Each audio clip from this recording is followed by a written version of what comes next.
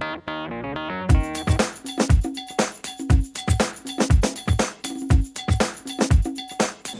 vrai que l'indifférence tue, mais je pense aussi qu'il est important de dire les choses clairement, de pouvoir les qualifier clairement, parce que parfois l'absence de langage clair fait également souffrir.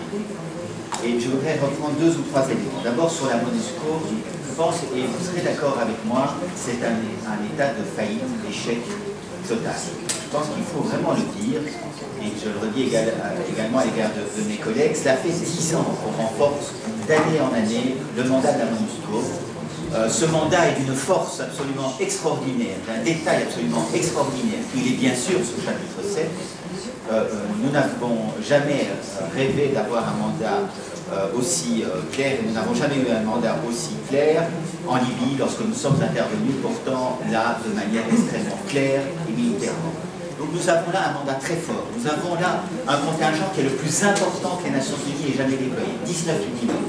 Ce contingent coûte 1,4 milliard de dollars à la communauté internationale et très clairement cela ne marche pas. Nous l'avons vu au moment de 2023, c'était déjà le cas auparavant, et je pense qu'on peut faire ce qu'on veut par rapport au mandat, par rapport au nombre d'hommes, par rapport aux moyens qu'on mettra en place par rapport à la MONUSCO, cela ne marchera pas. J'ai encore en tête les paroles du représentant de l'ambassadeur indien au Conseil de sécurité à New York, lorsque la Commission des Affaires étrangères s'était déplacée en novembre 2008, 4 ans déjà, et qui m'avait dit, mais vous pouvez très certainement vous réclamer des hommes en plus, vous pouvez très certainement nous demander renforcer le mandat de notre présence là-bas, mais de toute façon, nous n'interviendrons pas pour protéger Goma. Il s'agissait à l'époque déjà de protéger Goma et de s'interposer par rapport aux troupes de Laurent Nkunda.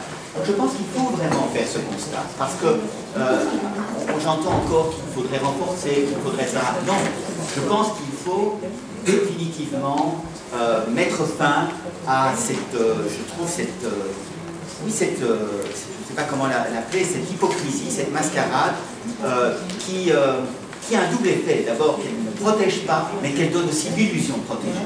C'était un peu comme les forces des Nations Unies, à Srebrenica. On a cru que ces enclaves étaient protégées, elles ne l'étaient pas, et les populations civiles ont été massacrées. Donc je pense qu'il faut vraiment réfléchir à autre chose, et je plaide vraiment pour qu'on prenne l'opportunité de cette initiative africaine pour voir ce que nous pouvons faire ensemble, pas seulement les Africains. Je pense qu'il est temps que les Européens aussi se mouillent dans cette affaire. Et donc, Européens, Congolais, parce que les Congolais aussi doivent être impliqués, évidemment, dans la protection de leur population civile, et Africains, qu'ensemble, nous mettions en place une force internationale qui soit enfin crédible et efficace. Je pense qu'il faut virer la MONUSCO et qu'il faut mettre en place. Oui, je pèse mes mots parce que cela fait 10 ans et que c'est vrai que c'est très agaçant d'entendre toujours les mêmes choses. Je pense qu'il faut virer la MONUSCO et qu'il faut mettre en place une force internationale crédible et efficace pour protéger les populations. Je pense qu'il faut enfin répondre à cet appel de Dr Montpellier qui dit encore combien de délégations pour que la communauté internationale soit élue. Vous avez été élu, monsieur le ministre des Affaires étrangères. Je pense qu'il nous appartient de faire en sorte qu'effectivement cette visite ne soit pas simplement une des nombreuses visites et qu'on avance enfin sur ce terrain. Donc vraiment sur la MONUSCO, je pense qu'il est temps d'en tirer toutes les conséquences. Le deuxième élément que j'aimerais souligner, monsieur le ministre des Affaires étrangères, c'est effectivement le rôle du Rwanda. Et je comprends les contraintes qui peuvent être celles du chef de la diplomatie. Mais en même temps, je pense qu'il est important qu'on puisse effectivement lever tout doute sur le fait que nous condamnons l'implication du Rwanda au Congo, parce qu'il n'y a pas de doute sur cette implication. Les preuves sont là, les rapports des experts sont établis, les témoins sont extrêmement nombreux. Vous avez demandé que le Rwanda condamne le M23, et bien moi je demande que la Belgique condamne l'implication du Rwanda dans l'Est du Congo, parce que c'est important qu'on puisse effectivement convaincre qu'il y a effectivement des sanctions qui à un moment donné doivent pouvoir tomber, parce que sinon on ne comprendrait pas qu'on est en train de réfléchir à des sanctions et en même temps, quel serait alors l'intérêt de mettre des sanctions. Donc il faut condamner, je pense qu'il faut avoir un langage clair à l'égard de ce qui se passe de la part du Rwanda dans l'Est du Congo. D'ailleurs, on a appris au moment où nous discutions de tout cela, où le débat était là, que le Rwanda retirait des troupes. Au moment où nous disait ne pas être impliqué, il retirait des troupes du Congo. Bon, ce qui était quand même un tout petit peu paradoxal. Donc vraiment, je pense que dans ce domaine-là, et encore une fois, je peux comprendre qu'on soit allé progressivement, que dans un temps, on ait utilisé un langage elliptique, mais je pense qu'aujourd'hui, il est temps de pouvoir dire les choses très clairement. En tout cas, notre groupe au CDH, nous demandons que les choses se disent clairement. Alors, à propos des sanctions, moi, je crois qu'effectivement, il vaut mieux les avoir collectivement. Mais ça ne doit pas non plus être un frein à agir, et je pense qu'on prenait des initiatives dans ce domaine-là. Moi, je crois que sur la coopération d'abord, 30% de notre coopération, c'est de la coopération budgétaire. Ça veut dire quoi? Ça veut dire que nous donnons de l'argent au gouvernement qui lui permet par ailleurs de pouvoir être dans une position financière plus confortable pour pouvoir alimenter la guerre au Congo. Je pense que ça, effectivement, c'est un paradoxe qui doit cesser. Et puis, on n'a pas encore beaucoup évoqué, mais le Rwanda est un exportateur important de matières premières aujourd'hui, et notamment de coltan et cassiterie. Et comme par hasard, ces exportations ont augmenté de manière drastique depuis une dizaine d'années.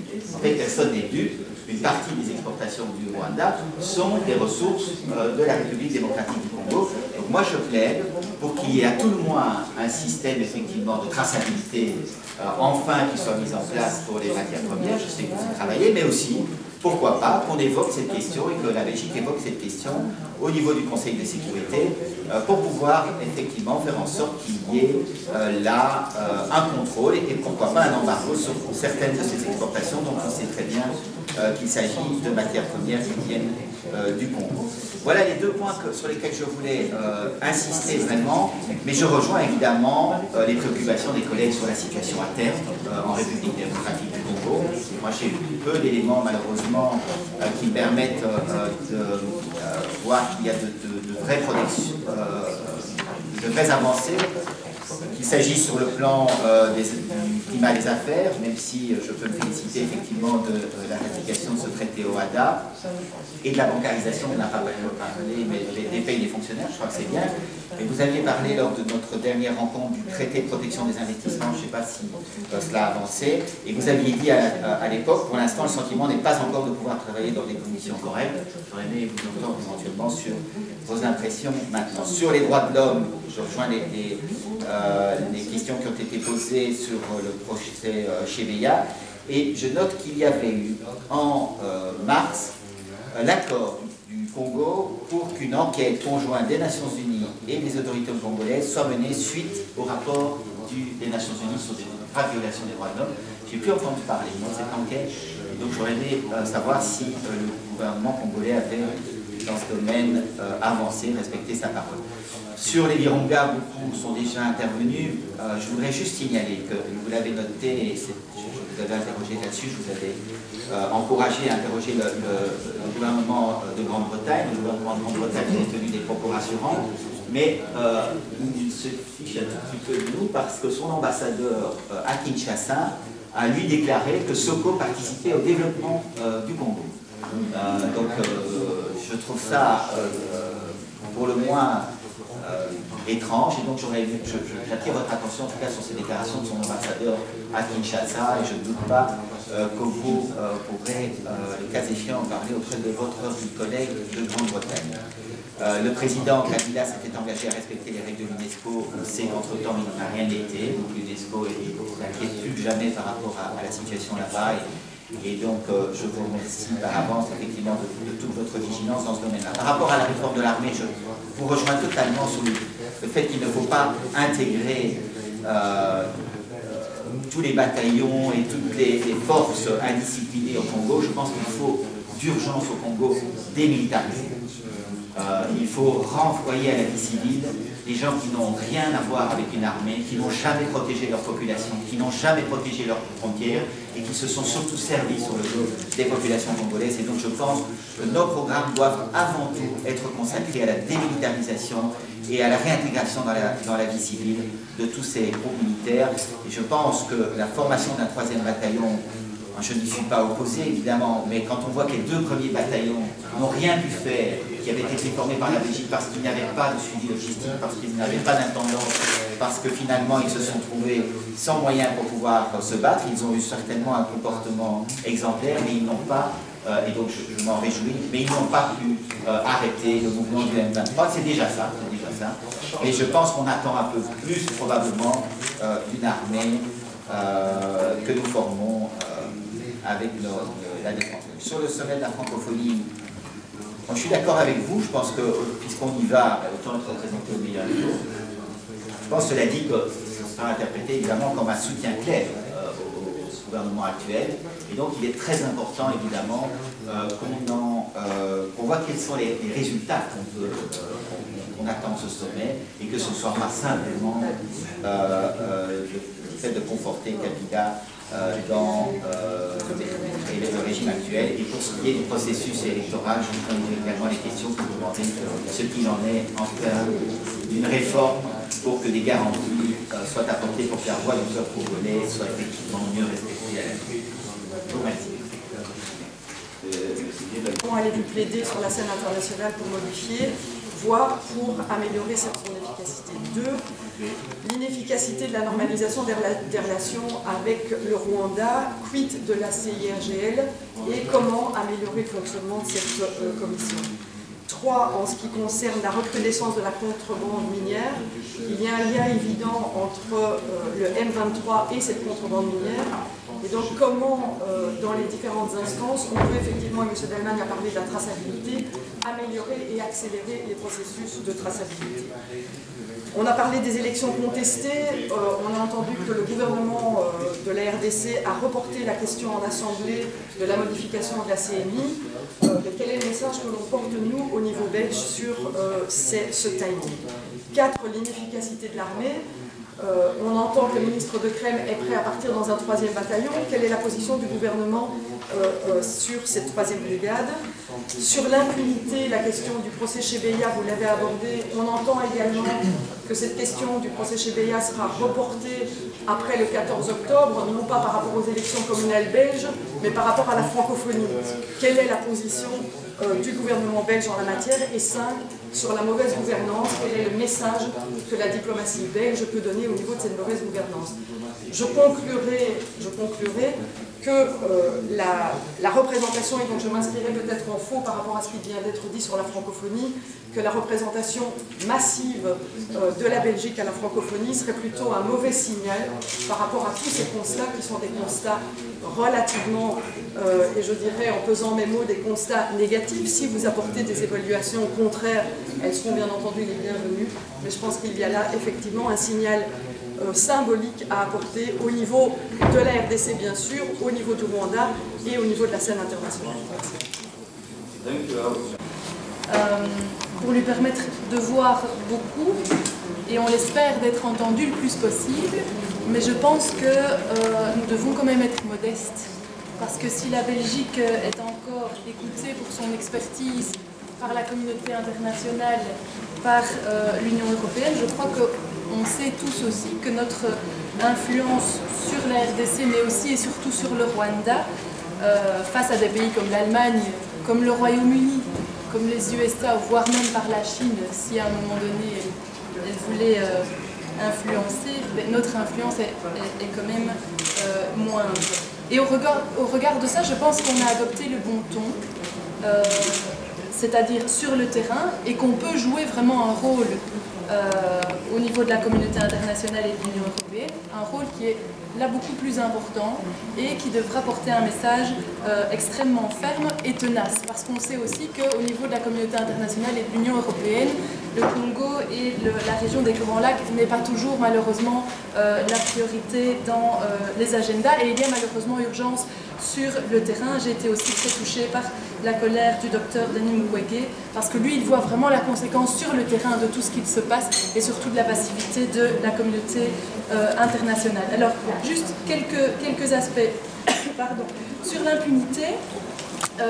Je pense que le message aussi sur être partie de la solution, pour le faire bref, est pertinent, mais je le trouverais encore plus pertinent s'il était assorti d'un délai dans cet engagement et au-delà duquel il faudrait aussi l'assortir de sanctions plus fermes.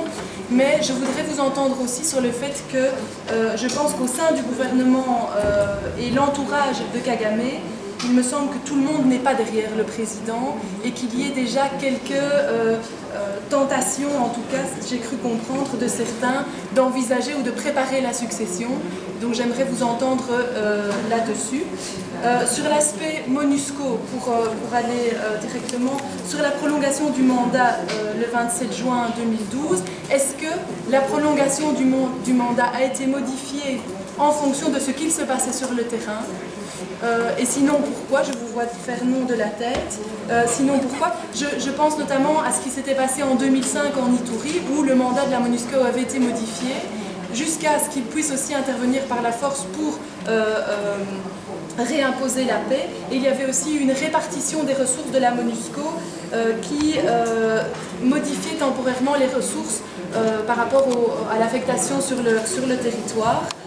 Et donc là, ça aurait pu être peut-être un aspect important de déplacer certains groupes de la MONUSCO pour les réaffecter à des endroits où l'urgence est beaucoup plus prégnante. Et toujours par rapport à la force, l'éventualité d'une force neutre, est-ce qu'on y croit vraiment dans les milieux internationaux? Et est-ce que la population sur le terrain en veut vraiment d'une force neutre? Je pense qu'il y a aussi tellement de groupes armés sur le terrain que je ne suis pas sûre que la population verrait cela d'un bon œil. Et alors, deux dernières choses sur les solutions. D'une part, à court terme, est-il envisagé une discussion au sein du gouvernement sur l'envoi d'une éventuelle aide humanitaire? Je pense qu'il y a une vraie urgence à laquelle on pourrait répondre.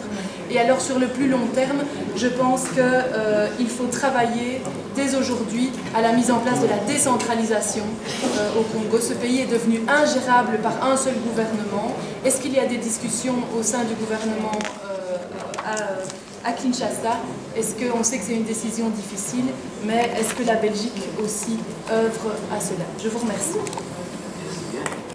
En fait, j'ai vécu quand même quelques semaines cet été dans la région, et donc on est face à un Rwanda avec une population en expansion qui est asphyxiée sur son petit territoire, et d'autre part on a le Congo qui est un pays gigantesque, difficilement gouvernable. Et je pense que c'est là la problématique de fond de cette région des Grands Lacs, et que tant qu'on n'aura pas résolu ce problème d'asphyxie et d'étroitesse, et d'autre part ce gigantesque pays qu'est le Congo, eh bien je pense que les solutions seront difficilement envisageables. Et surtout quand l'on voit par exemple au Kivu et dans d'autres provinces du Congo des volontés d'indépendance, je pense que là il y a d'abord une réflexion de fond à avoir, et après, avant de faire quelques constats que l'on fait, il y a un problème de fond dans cette région, et l'instabilité des Grands Lacs est là, et je pense que ce sont deux problèmes à résoudre prioritairement. Je vous remercie.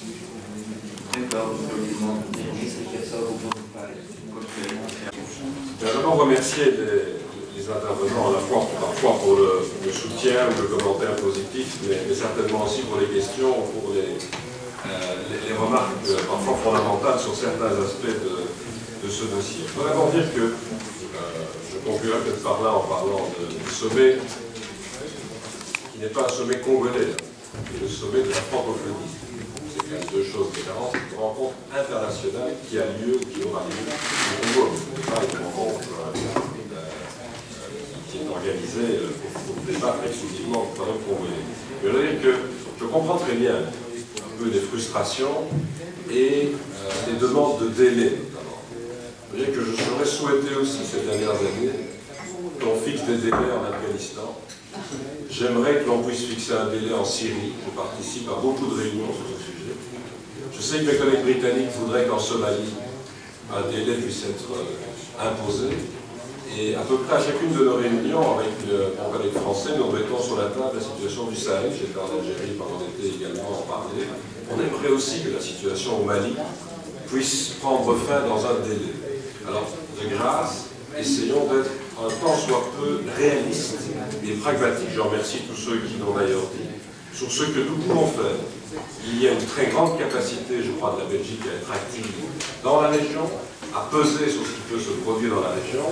Mais de là à croire que nous allons pouvoir régler les problèmes en disant voilà à quel moment la situation doit évoluer, ça va rester un tout petit peu les pieds sur terre. Je dirais simplement aussi en termes de demandes. Les demandes ont été claires. Alors, peut-être que c'est un style différent, je ne sais pas, mais moi j'ai l'habitude de dire les choses à l'endroit où elles doivent être dites. Et donc j'ai dit clairement, je crois, et ça a été répercuté, ce qu'il fallait dire aux autorités congolaises quand j'étais à Kinshasa et à Lubumbashi. J'ai dit clairement ce qu'il fallait dire aux autorités rwandaises quand j'étais à Kigali. Mais je n'ai pas fait l'inverse. Je ne crois pas que ce soit utile. Mon souhait, c'est qu'en termes de violence, la frontière soit étanche. Je l'ai dit sur place, je ne souhaitais pas qu'elle soit seulement étanche pour moi.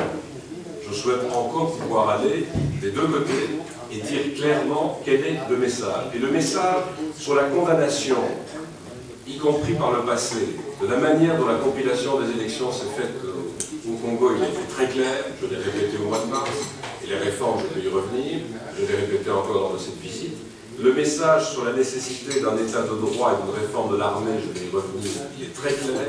Tout comme est très clair le message sur ma conviction qu'il y a un soutien, je l'ai dit, direct ou indirect, des autorités rwandaises à ce qui se passe comme rébellion dans l'est du Congo, et j'ai demandé que ça s'arrête et que, je vais y revenir aussi, le plus rapidement possible, on trouve une normalisation sur le terrain. Et en Europe, je l'ai dit à mes collègues, soyons clairs, je peux répéter ce que j'ai dit sur place, on a parlé d'une suspension de l'aide américaine. J'en ai parlé avec le président Kagame, une menace de suspendre 200 000 $. J'ai parlé de la suspension de l'aide britannique. Oui, pour l'avenir. Les derniers montants viennent d'être payés. Viennent d'être payés maintenant. Et j'en ai parlé avec mon collègue britannique, il partage totalement mon sentiment. Nous avons pris une position unanime au sein des ministres des Affaires étrangères. Nous lançons une coordination. Donc ce que je souhaite, tant aux Nations Unies qu'en Europe, c'est que la position soit commune. Je veux simplement dire sur le volet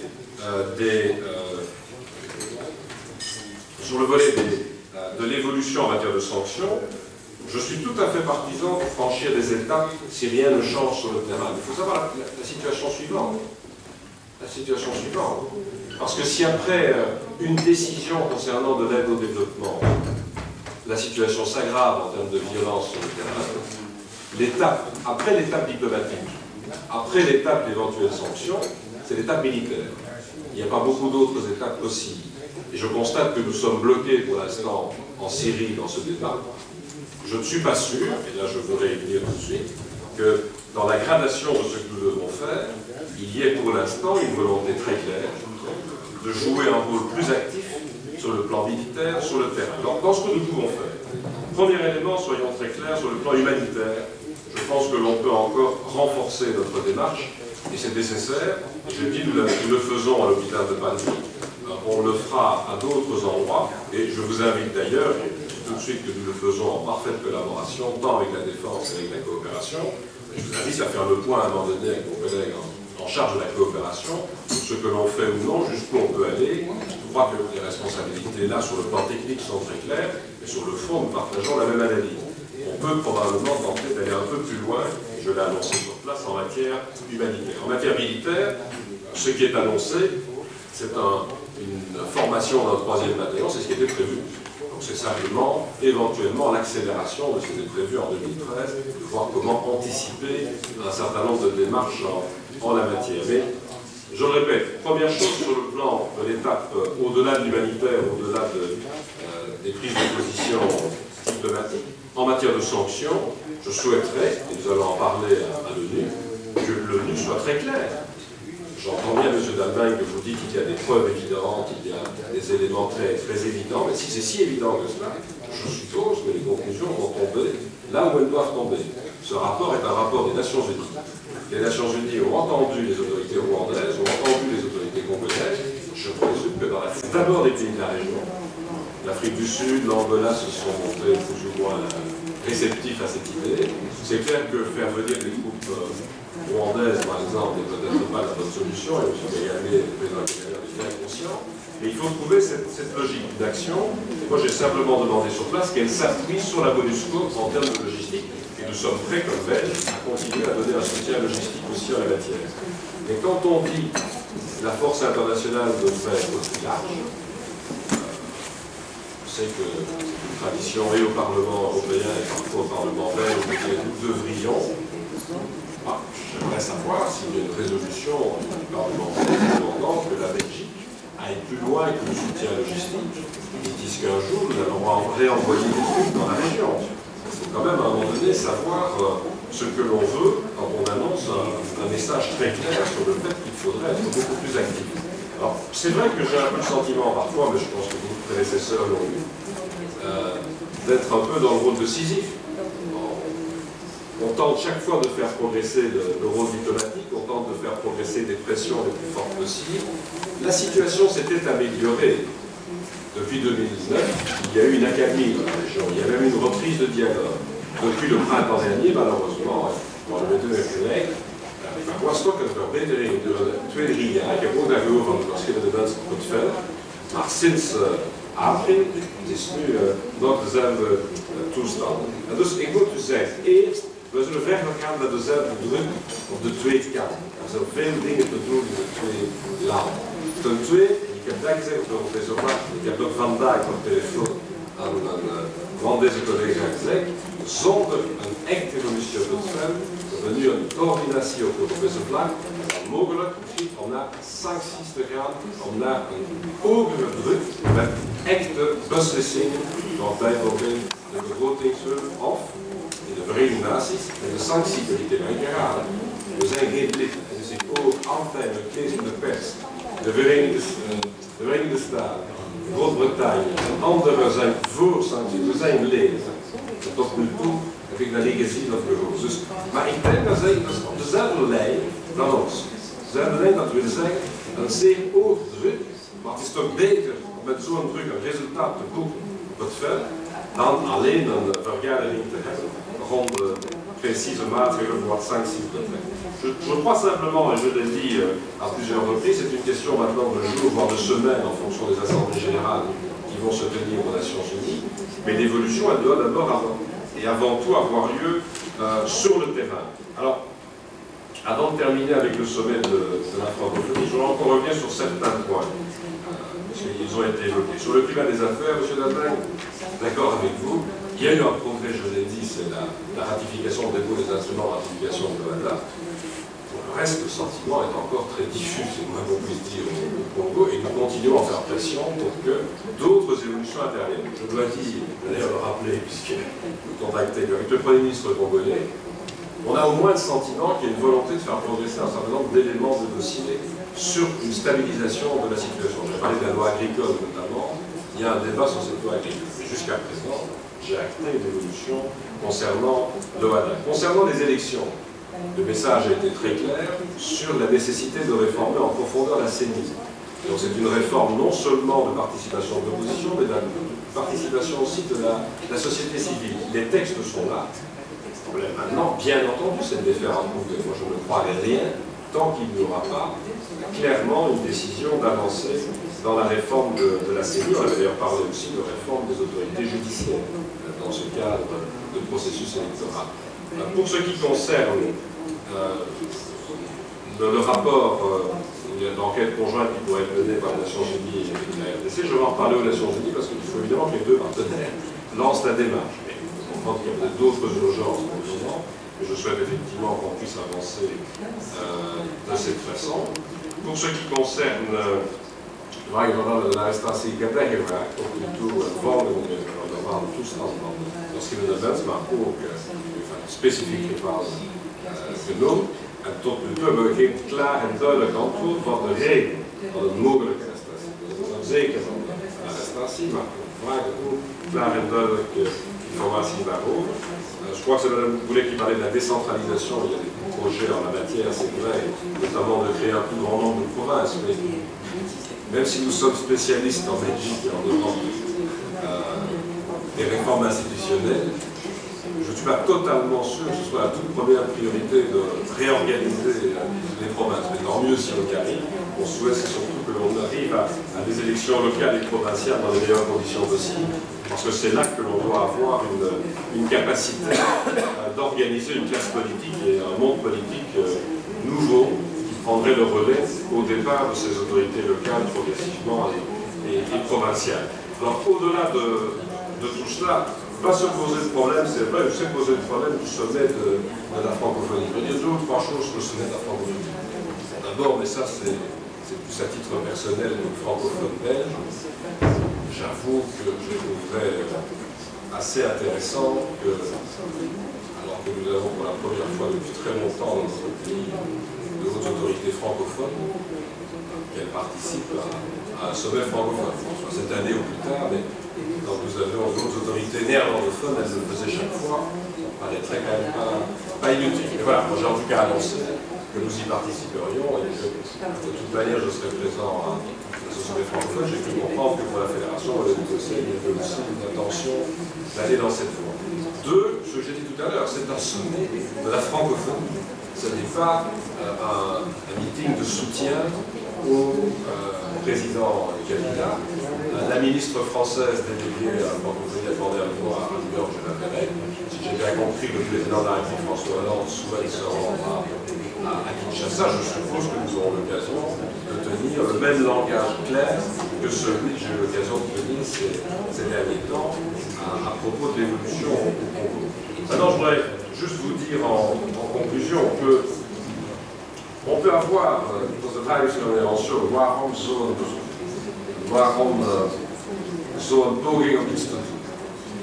Moet u zeggen, ik heb al gezegd in andere debatten van Afghanistan, er zijn in Afghanistan 15 miljoen vrouwen. We hebben gezien, het lot van de vrouwen in Afghanistan met de Taliban.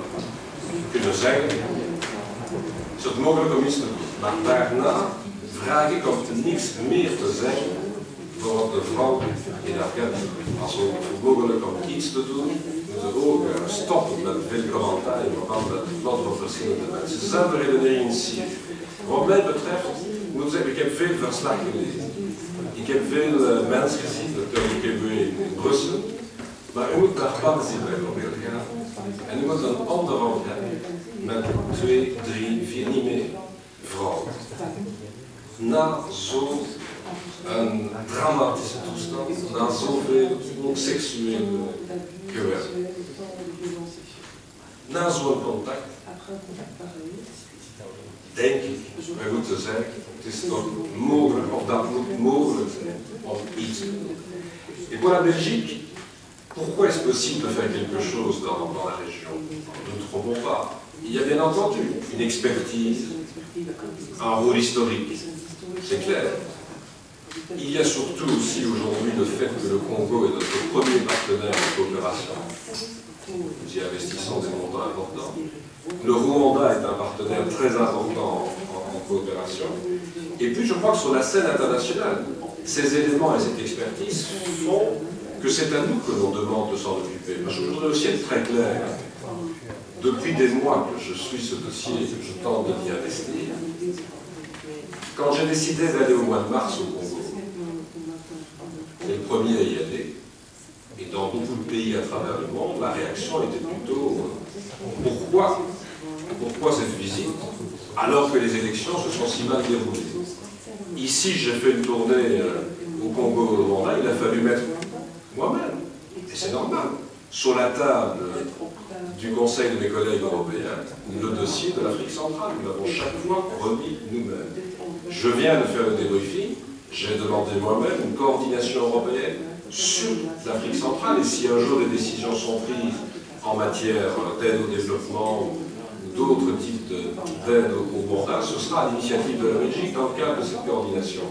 Mais je ne trouve pas anormal que depuis des années, nos collègues britanniques prennent des initiatives pour tenter de faire évoluer la situation en Somalie, qu'à chaque conseil maintenant, mon collègue français nous parle de la situation dans le nord du Mali et dans le Sahel plus généralement. Je pense que c'est notre devoir de tenter de faire quelque chose en Afrique centrale. Mais, je le répète, ce quelque chose, c'est d'abord une position politique claire.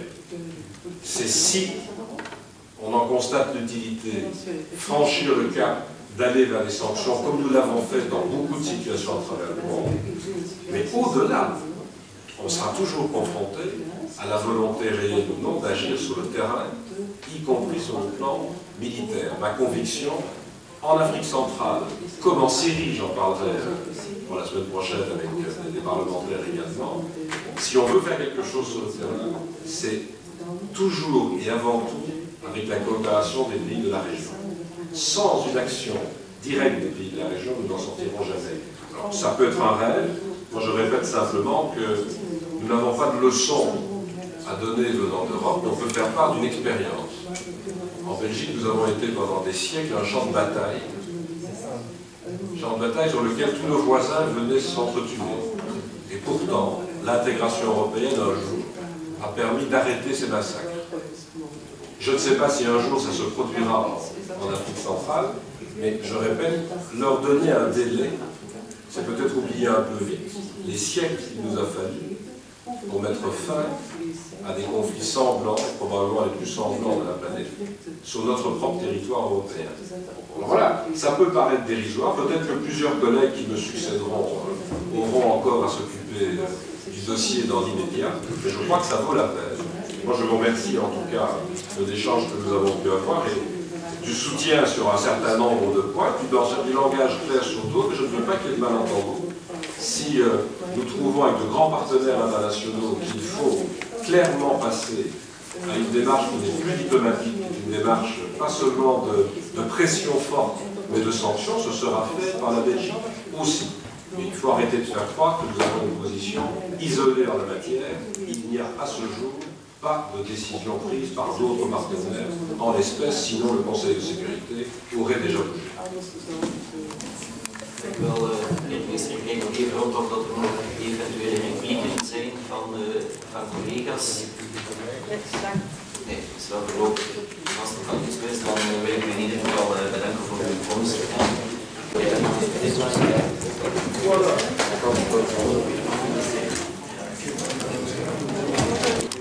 Il y a un député qui a parlé de la situation du député Diomaye Ndongala. Il me semble que vous n'avez pas répondu à ça, à moins que j'ai été distrait. C'est que vous avez été distrait parce que vous l'avez peut-être fait en néerlandais. Oui, c'est possible. Voilà. Et donc nous avons suivi la situation. Ce que nous demandons, c'est d'avoir des nouvelles pour être sûr qu'on puisse avoir des nouvelles rassurantes si, en termes de disparition, s'il s'agit d'une arrestation, qu'on sache où il se trouve et surtout pour quelles raisons il aurait été arrêté.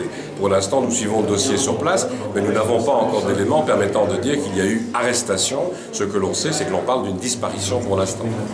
Bien, merci. Voilà. Monsieur le Président de la Commission, nous venons d'assister au rapport du ministre des Affaires étrangères sur la situation au Congo. Après cette séance, quelle est la suite? Mais donc, le ministre a dit que la Belgique sera présente au sommet de la francophonie à Kinshasa. Donc, ce sera probablement au début d'octobre. On va suivre donc le dossier et vous voyez qu'il y a des tensions dans les partis de la majorité aussi. Il y a des partis, surtout notre parti, la NVA, demande des sanctions contre le Rwanda, mais on demande aussi qu'il y a vraiment un changement des réformes structurelles au Congo. Et ça, on voit qu'il n'y a pas vraiment des engagements du Congo, ni pas vraiment des engagements du Rwanda dans ce dossier. Donc ça reste encore un dossier très difficile et aussi un dossier très délicat. Et donc j'ai l'impression que le ministre était là, qu'il a parlé avec beaucoup de monde, mais qu'il n'y avait pas vraiment des résultats.